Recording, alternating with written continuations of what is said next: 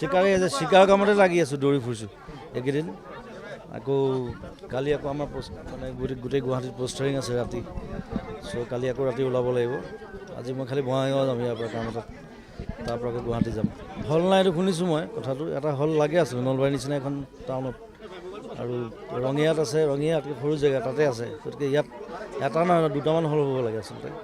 চ' যিসকল উদ্যোগী মানুহ আছে তেওঁলোকে আগবাঢ়ি আহক, এটা হওক বা দুটা হওক, ভাল হল ইয়াত ক্ৰিয়েট কৰক, মানুহে চাই ভাল পাব তেতিয়া। চিকাৰলৈ যথেষ্ট আশাবাদী আমি।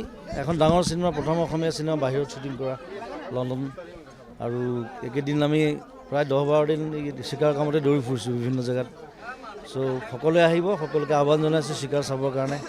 নলবাৰীত নোৱাৰিলেও বেলেগত ৰঙিয়াত হওক, য'তেই নহওক, আৰু চিকাৰ ভাল হ'ব বুলি আশা কৰিছোঁ, মানে ভাল পাব।